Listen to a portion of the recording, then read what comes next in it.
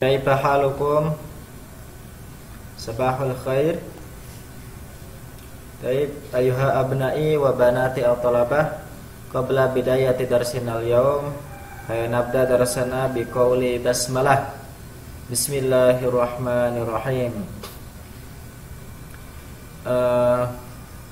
Taib wa fi usbu'il qadim laqad darasna an al-mufradat, kaifa nuwasiluha, yakni bi hurufil jari awil dzarfi. Pada pekan lalu kita sudah mempelajari tentang bagaimana menyambungkan kata, baik dengan huruf jar ataupun dzaraf, Amma maudu'un al-yaum yakni khalasatu aqsamil ismi. Adapun tema kita pada pertemuan kali ini yaitu membahas tentang ringkasan pembagian isim. Kita sudah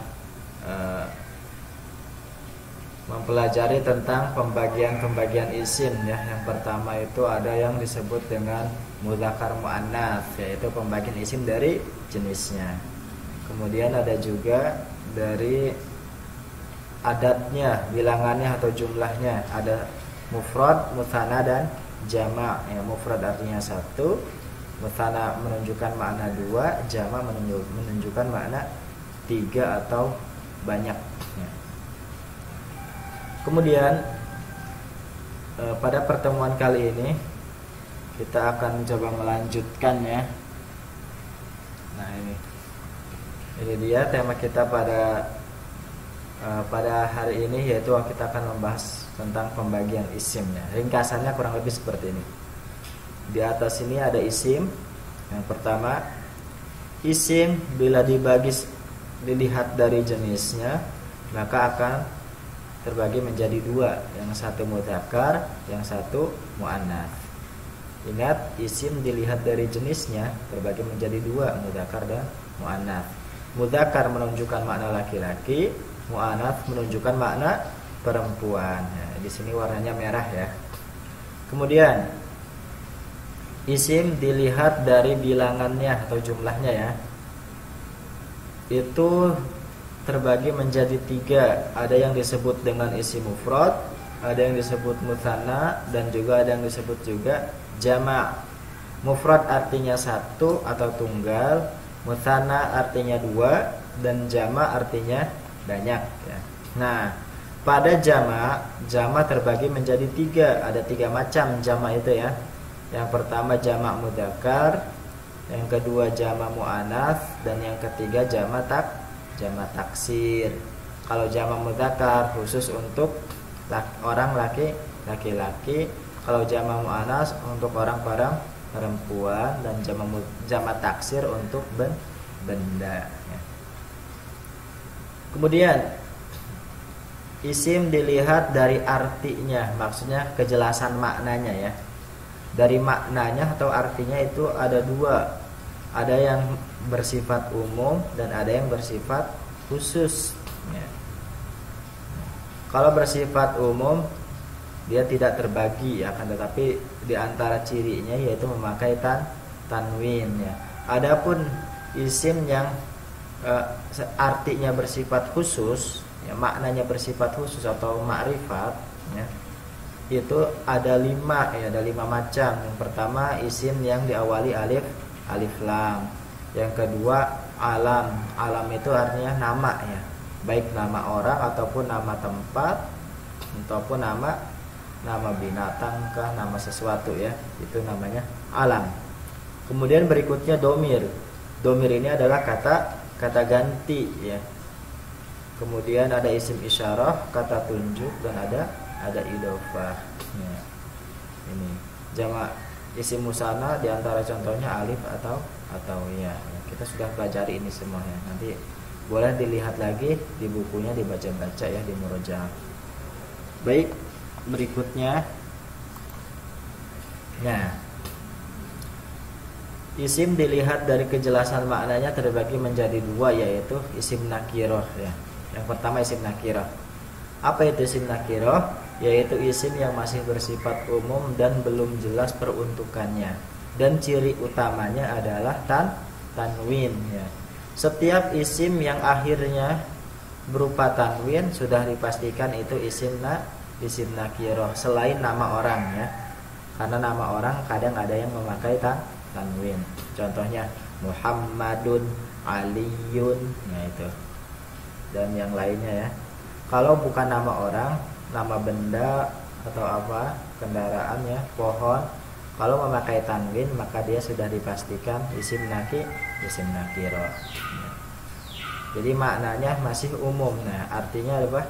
Sebuah buku ya. Kemudian yang kedua ada yang disebut dengan isim ma'rifat ya, yaitu isim yang bersifat khusus dan sudah jelas peruntukannya. Isim ma'rifat memiliki beberapa ciri, yaitu tadi ya, diawali alif lam, alam nama sesuatu, isim domir kata ganti, kemudian isim isyarah kata tunjuk, kemudian idofah penyandingan kata ya. Adapun pada kesempatan kali ini kita hanya akan membahas salah satunya, yaitu isim yang diawali alif lam, bagian pertama dulu ya. Contoh kitabun ya. Kemudian diberi alif lam di awalnya maka menjadi al-kitabu, artinya sebuah buku itu. Ini paling mudah. Jadi isim nakiroh ya, kalau kita beri alif lam di depannya maka berubah menjadi isim ma'rifat. Dengan catatan tanwinnya hilang ya. Cukup memakai domah biasa saja. Contohnya di sini kitabun menjadi al-kitabu ya. Seperti itu ya. Mudah ya. Jadi ketika diartikan artinya adalah sebuah buku itu. Nah, sudah jelas, sudah ditunjuk.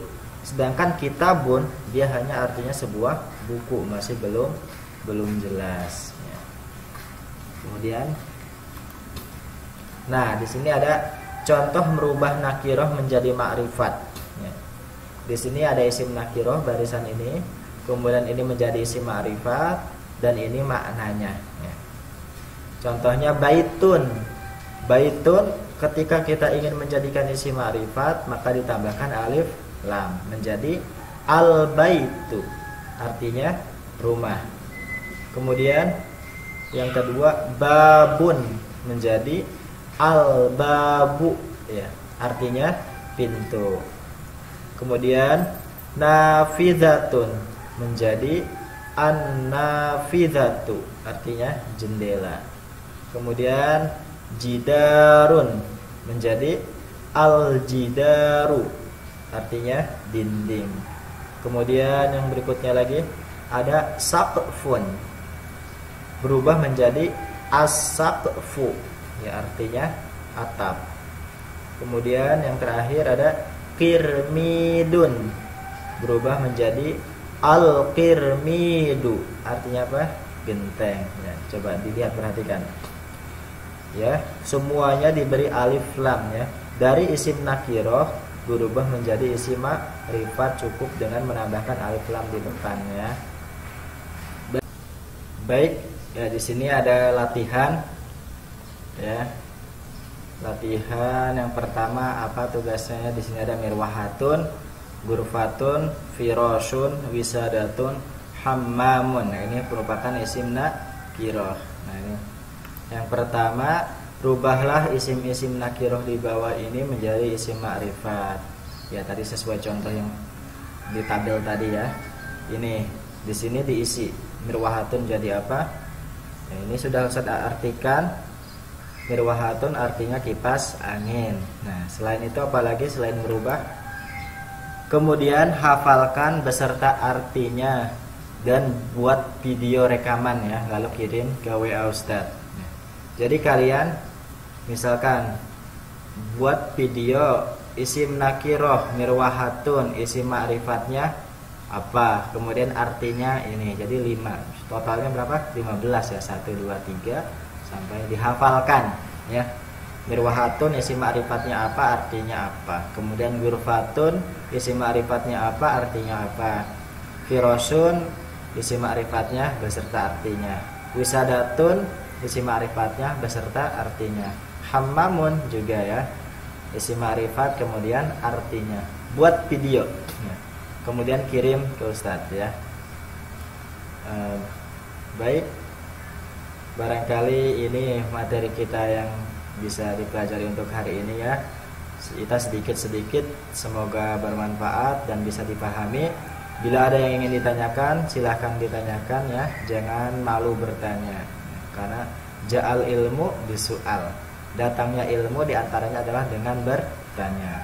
Dan husnu su'al minal ilmi, pertanyaan yang bagus ya, atau pertanyaan yang diperlukan itu merupakan bagian dari ilmu ya. Ingat, kerjakan dengan serius dan sungguh-sungguh ya, jangan malas, jangan mengeluh ketika diberi tugas latihan ya, kerjakan saja. Baiklah, barangkali itu ya kita cukupkan pertemuan kita pada hari ini ya. Saya ucapkan jazakumullahu khairan ya. Mari kita tutup pelajaran kita pada hari ini dengan mengucapkan hamdalah dan doa kafaratul majlis. Alhamdulillahirabbil alamin. Subhanakallahumma wa bihamdika asyhadu an la ilaha illa anta astaghfiruka wa atubu ilaik. Syukran ala husni ihtimamikum. Aqulu qouli hadza ila liqa'il atih. Assalamualaikum warahmatullahi wabarakatuh.